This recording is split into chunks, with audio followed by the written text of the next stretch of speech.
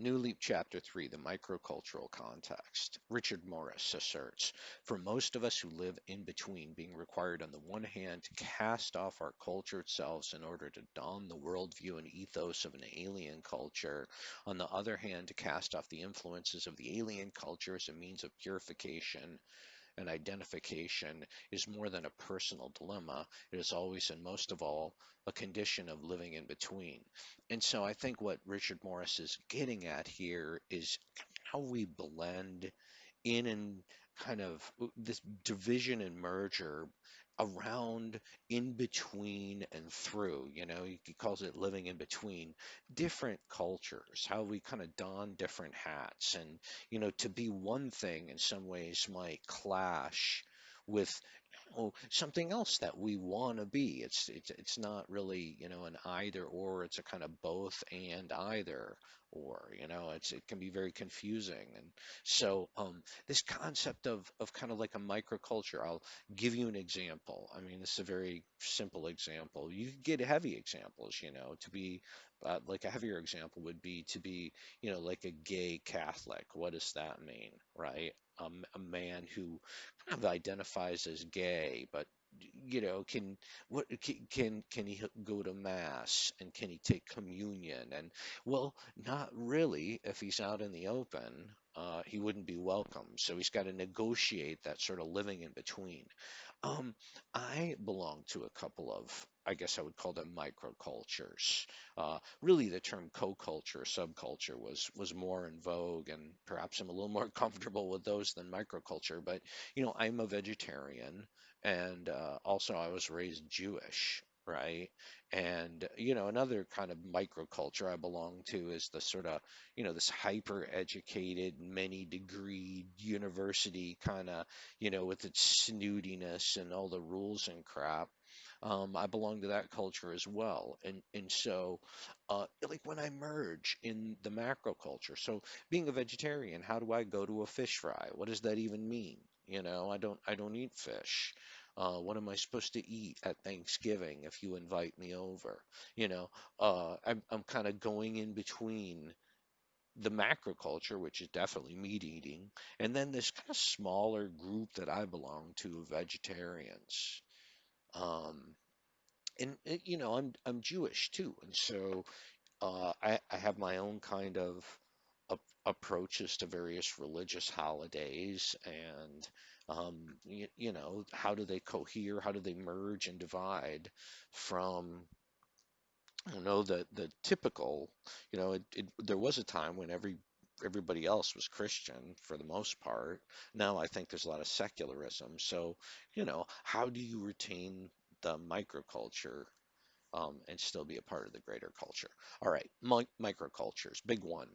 Within most cultures, there are groups that differ from the general societal culture in some custom, habit, or practice. These groups are sometimes called minorities, subcultures, or co-cultures. This text uses the term microculture to refer to those identifiable groups who share the set of values, beliefs, and behaviors of the macroculture, possess a common history, and use a common verbal and nonverbal system.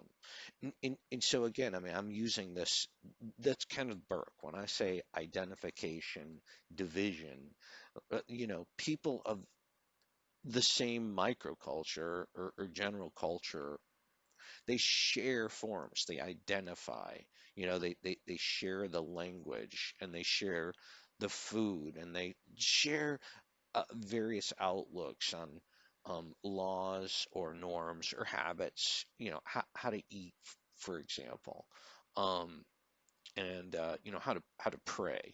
That would be, right, and that divides from how other people look at the world.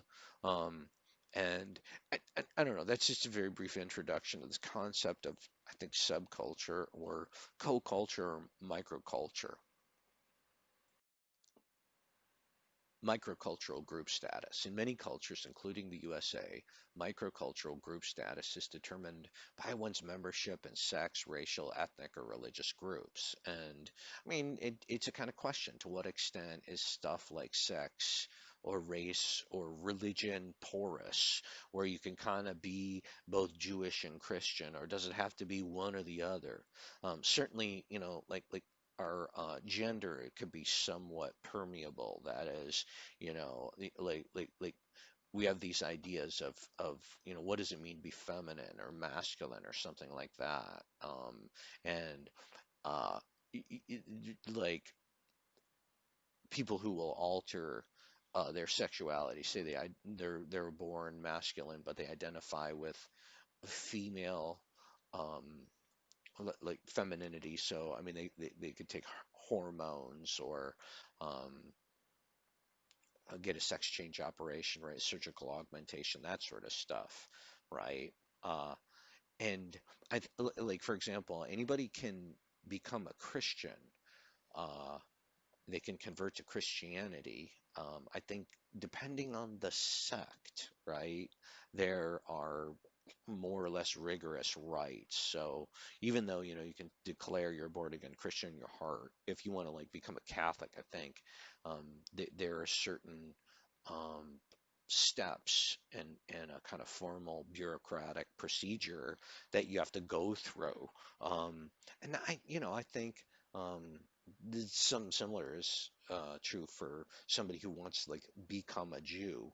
And generally, what you find is there's not a lot of permeability that the kind of sex, racial, ethnic, or religious microcultures tend to be somewhat divided and separated. That is, um, like you can convert, right, in some way, but it becomes, like the generally the closest you'd come is if you were white, you could marry a black person or somebody of color, and then your kids might be of mixed heritage, and that becomes, I mean, that's a good example, I guess, of the permeability or porousness of the microculture, right? And let me say before I move on, I mean, this certainly doesn't uh, this is not an exhaustive list of all the microcultures, of all the subcultures. I mean, what about people who are, say, vegetarians? Where would you put uh, kind of the elderly versus the kind of the youthful? Uh, like like people who have I mean, I think before I was might have mentioned like like handicapped or disabled people or deaf people as their own kind of culture. Uh, so this idea of microcultural group status, it's an interesting sort of abstract concept. Um, all right, B here. 5 characteristics that distinguish the microculture from the macroculture. One, first, members of the group possess some physical or cultural trait that distinguishes them in otherness. Things like skin color, dress, and language mark the difference, right? And it's um, this is again, kind of an extraordinary list. Second, microcultural membership is usually not voluntary, although it could be voluntary, right? I mean, often people are born into their microcultures, but probably usually not. Although, I mean, say you're like, I mean, why are you a Packers fan if you are? It's more a function of just habit.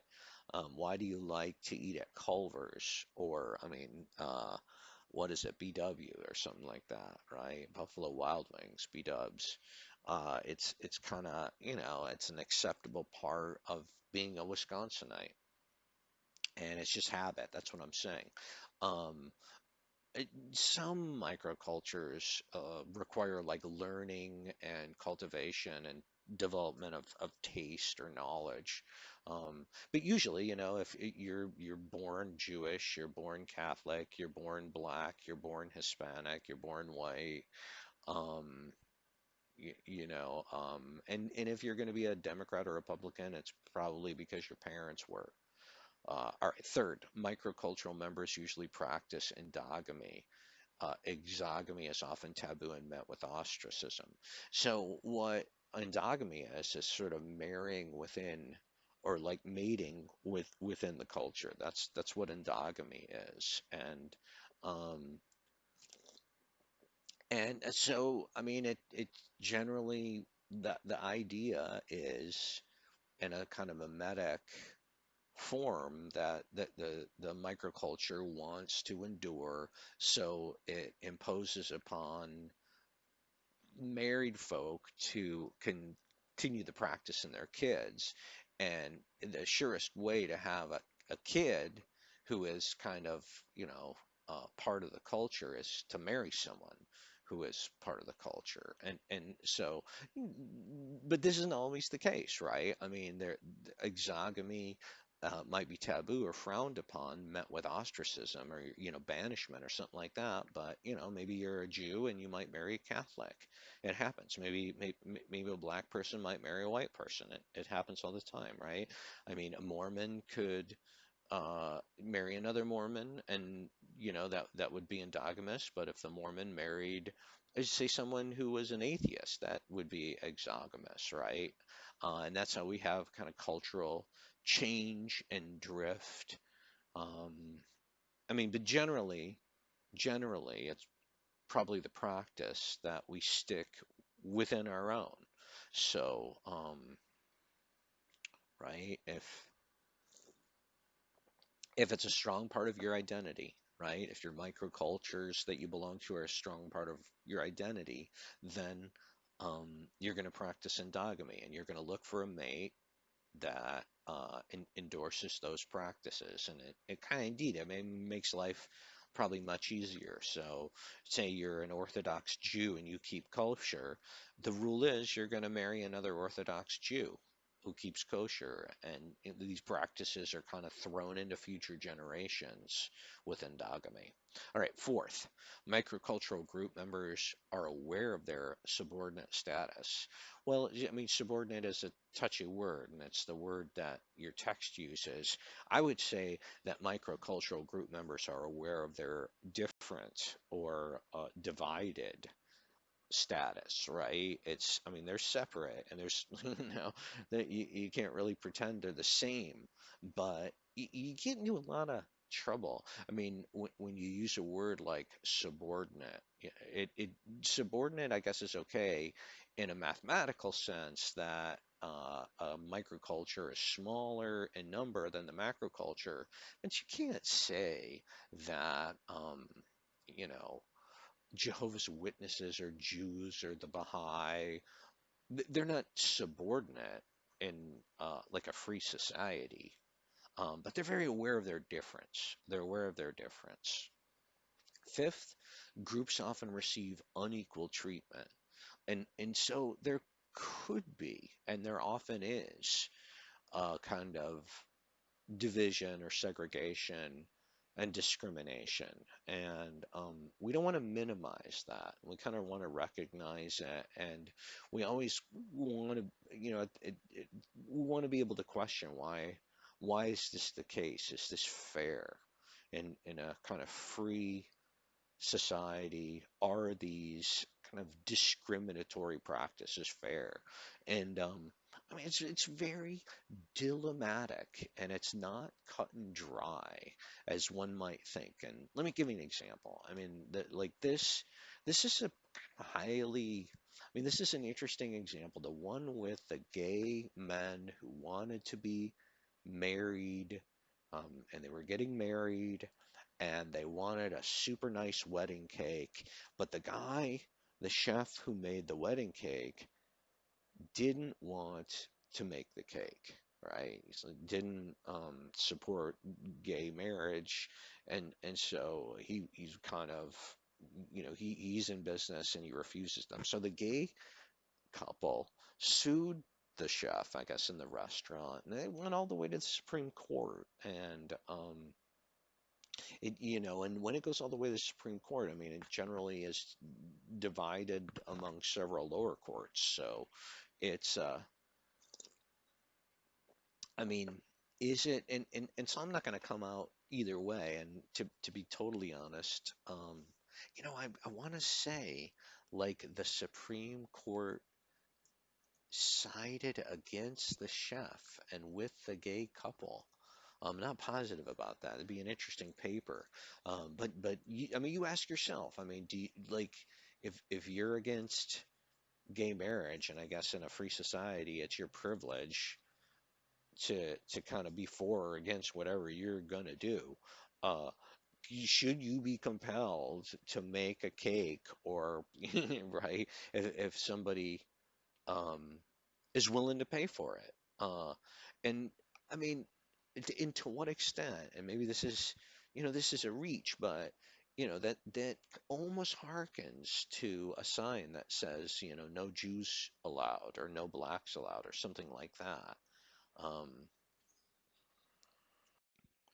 Muted group theory was created by Ed and Shirley Ardner back in the 70s. And it really, I mean, what it does is it focuses on the way that marginalized groups are kind of muted and really excluded, right? To mute, I mean, you know what it means to mute your phone. I mean, it means to silence. It's muted group theory is a kind of exclusionary silence enforced on a minority, and it's done so via the kind of use of language. It's a linguistic theory, really, and the main idea of muted group theory is that language really serves its creators better than those in other groups, because you got to learn how to use the language. And if you're not part of like the dominant majority, the language in a way minimizes and deflects, and it sets up all kind of roadblocks to sort of prevent climbing the hierarchy. I mean, I think you really sort of see this with I mean, you see this with the English language and with like proper grammar and stuff as taught in school, and that I mean, in a way, if you don't say the stuff in the right way, paying attention to all this bullshit punctuation and they're called diacritical marks and all this stuff about spelling. I mean, people can talk really well, right? I think, and they can tell really fine stories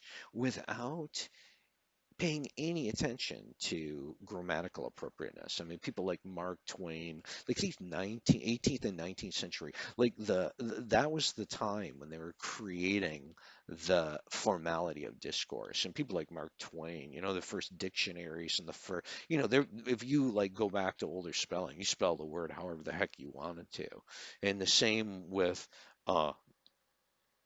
here, all the punctuation marks. And like Mark Twain was like, I'll write however I want to write. You don't tell me how to write. And so if you ever see like Huckleberry Finn or Tom Sawyer, you'll see that it's not punctuated the way like grammatically appropriate punctuate the way we think of it. Um, Okay, so here, I'll just read capital B here. Muted group theory asserts that microcultural group members' speech and writing are not valued by the dominant cultural group. Um, and so, because of this, right, you're going to get many fewer minority members in position of language power. That is, the kind of great authors and the great writers.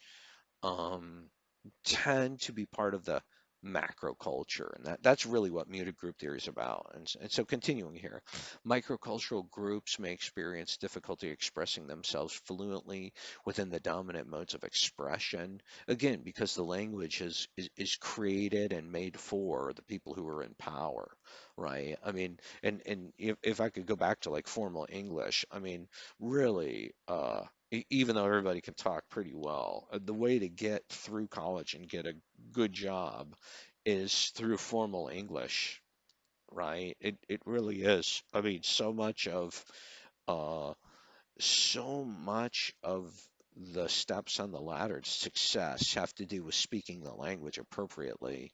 And so if you don't have a really good window into how to do that, you know, it, there's all kinds of roadblocks. I mean, how if you don't know how to use the language appropriately, how are you going to do on the ACT, right? So, all right, Power dimensions manifest themselves in language and prevent free and equal modes of discourse. Well, that's fair enough. That's muted group theory.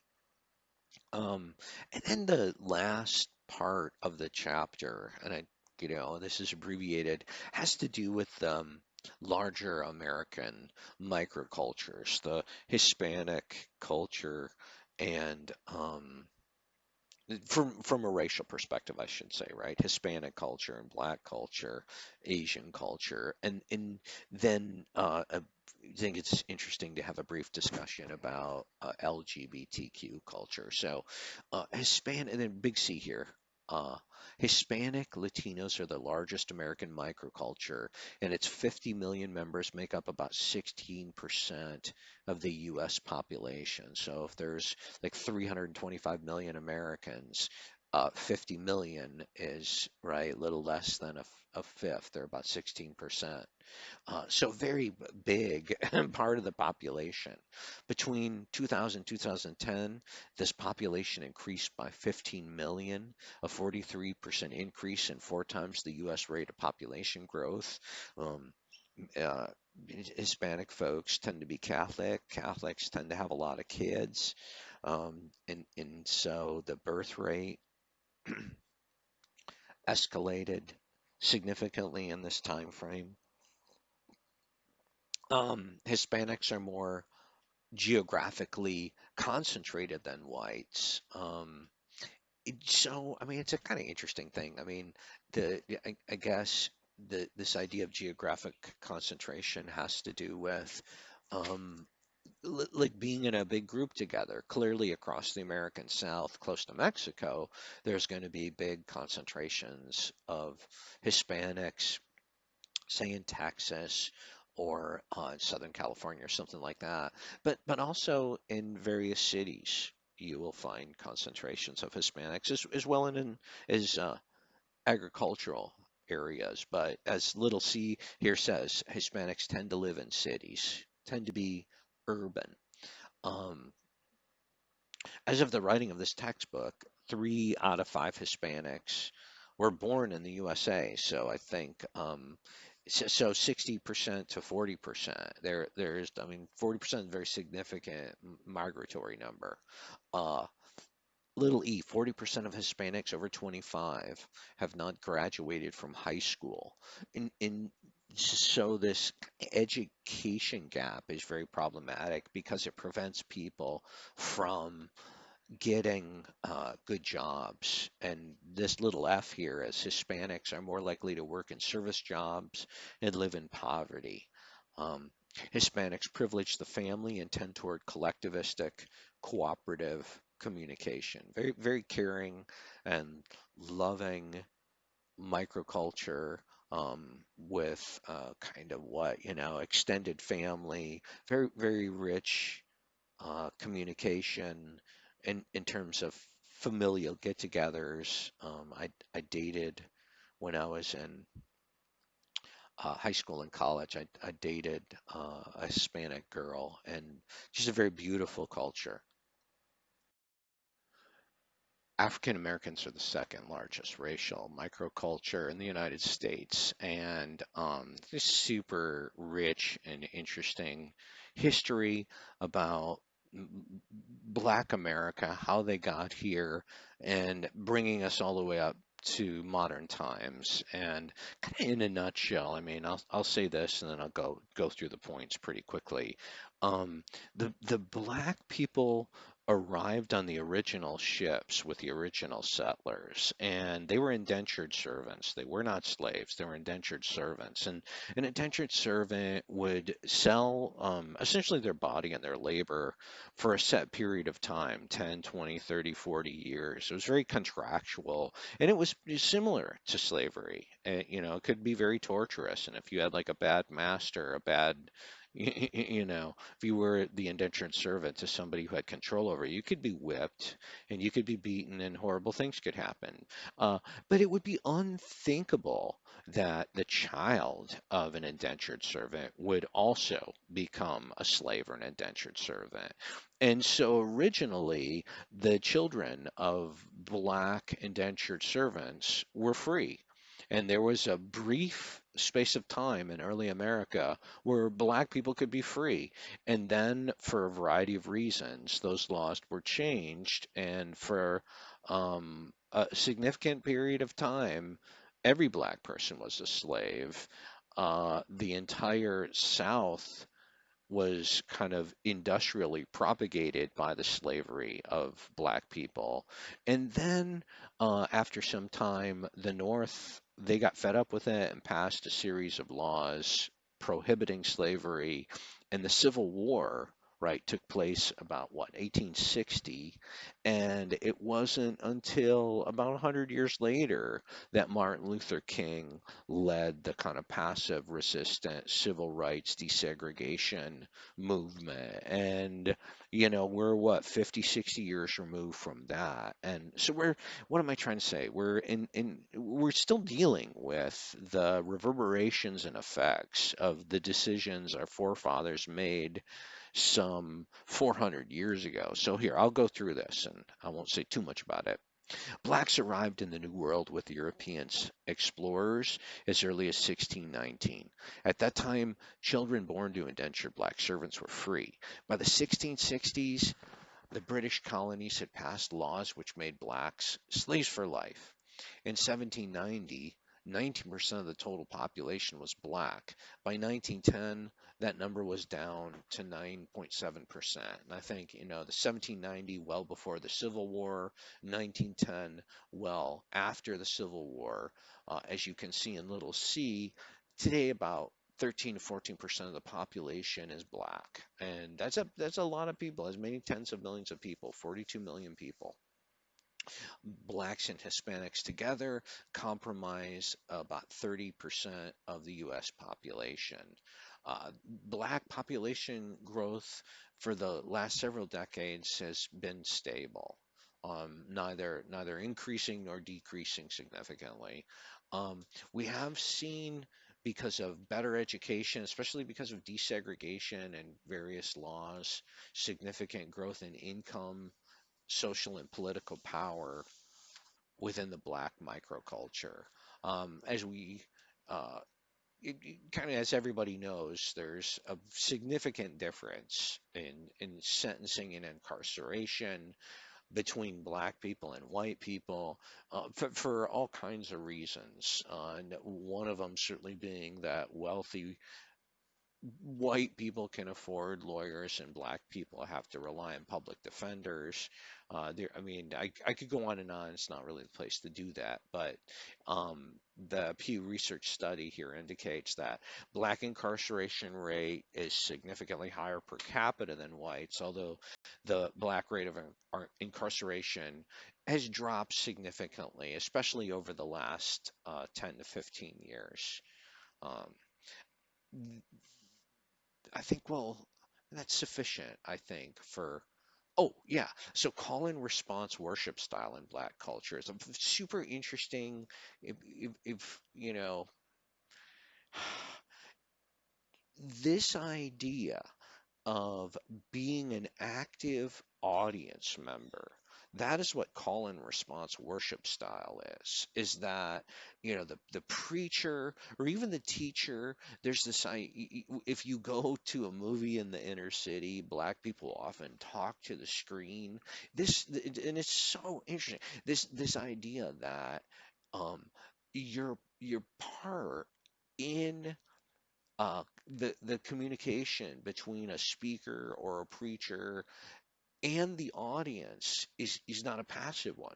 Call and response is a kind of active communication style. And often in public speaking class, I'll listen to old Martin Luther King sermons, or occasionally even like Malcolm X speeches or something like that. And what's so interesting, Aside from, I mean, the content is very interesting, but one of the things that is very interesting about the speeches is the relationship between what's going on between the speaker and the audience. And so, if say Martin Luther King says something that's very compelling, the audience will respond vocally in a very strong way. Whereas, I mean, that is not the case for many other cultures, right? I think other cultures see their role as audience members as much more passive and and subdued. So Asian Americans, I think Americans don't have a particularly good sense of how big and what countries are in Asia. I mean, there are many, there's like almost 50 countries in Asia. Everybody would know China's in Asia, and Japan is in Asia, and the Koreas are in Asia. But I think after that, they, might have a tough time coming up with countries in Asia. But in reality, India is in Asia. It has like, but China and India both have like 1.4 billion people roughly. And then the next populated country in Asia is Indonesia. And that is like 270 million people, followed by Pakistan, Bangladesh, and Japan. And Japan has 126 million people. So, very kind of what, you know, just, I'll stop there. I won't add any more. But what am I trying to say? The notion of Asia is very diverse. So Asian Americans, little a here, Asian Americans are the fastest growing microcultural group in the U.S. According to the Pew Research Center, Asian Americans are the highest income, best educated, and fastest growing racial group in the United States. They are more satisfied than the general public with their lives, finances, and the direction of the country, and they place more value than other Americans do on marriage, parenthood, hard work, and career success. In 1965, Asians accounted for only 1% of the American population. Today, they make up about 6% of the population with 18 million Americans, right? 18 million people. So again, it's like, they're Asian Americans. It's a big group, almost, 20, roughly 20 million or so people. Um, Asians are the largest group of new immigrants in the United States, and they're displacing Hispanics as the kind of new group of immigrants. The 2010 median income for Asians was $64,000, the highest among all racial groups in the USA, including whites. This is median family income. Median family income, around $64,000. So I mean that's very interesting to me. I mean these Asian Americans are super industrious. They work hard. They tend to stay married. They become parents, and they tend toward higher education. They have career success and they make a lot of money. That's what's going on here. Like another thing that Pew Research study says is they're pretty satisfied with the way things are going. All right, little f here. Compared to blacks and Hispanics, Asians do not see discrimination against their group as a major problem. So, that's very interesting.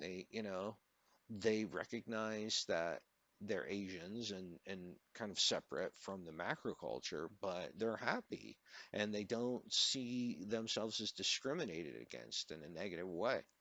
Uh, Asian values include collectivism, conforming to norms, emotional self-control, family recognition through achievement, filial piety, right? Kind of, uh, you know, subdue the lusts, I guess. Filial piety, that's what that means. Control your body. And humility. And humility. Asians tend to show very little emotional expression, gesture very little, and use very little eye contact or touching. Um, all right, the final microculture that we will discuss is the lesbian, gay, bisexual, transsexual, and I think I'm putting the queer in there. I think, but the idea is to kind of include all alternative sexualities, under a general umbrella and see it as a kind of spectrum. Uh, Although, of course, there's great variance in this spectrum. So, and that leads to the delay here. This group can be difficult to define and categorize. And, um, you know, one of the more controversial and politically contested areas of cultural diversity facing the country and the world in terms of parity and rights. And a lot of the parity and rights has to do with same-sex partner benefits for one, employment rights for two. I mean, can you be hired and or fired because of sexual orientation? I think certainly in terms of parental rights and adoption, you have a kind of gray cultural area here where um, I think there's this dilemma, right? I mean, gay couples make really good adoptive parents, and indeed are, I mean, most heterosexual couples, they just have their own kids, whereas gay parents, they can't, right? So they have to adopt, and often they're very willing to adopt people no one else would, that, like older kids and kids from these different um, microcultures, that kind of stuff. Even kids with disabilities, they're willing to adopt them. And the problem is, though, that many of the adoption agencies are religious and they don't want to promote any kind of same-sex rights, right? Same, like, gay marriage rights or gay parental rights. And so you get this kind of cultural clash. Um, all right, little c. Sexuality is the common distinguishing trait. Aside from sexual difference from the majority, members of the LGBTQ community are radically different in terms of seemingly all other cultural characteristics. And um, demographic, occupational, educational. And so really what this means is um, like your sexuality doesn't track with other demographics. Like you have super rich people who are gay, and you have poor people who are gay, you have black people who are gay, and like there are no real statistical relationships to speak of that are significant across the demographics. It's just, people identify as gay. That's what little c means, right?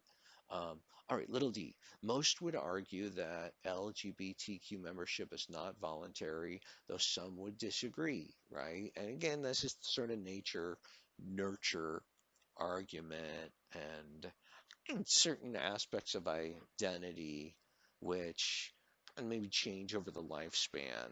I mean, like we have my wife and I met this person, and she's a wonderful person, and when we knew her she identified as gay, but then after the years went on she I don't know if she ever it was like bi, but eventually she married a guy and had kids.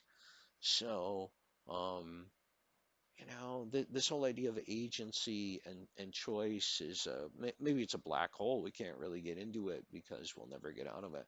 All right, about 7% of adult females associate as gay, lesbian, or bisexual, and about 8% of males. And so again, we're dealing with a very significant, like that's tens of millions of people.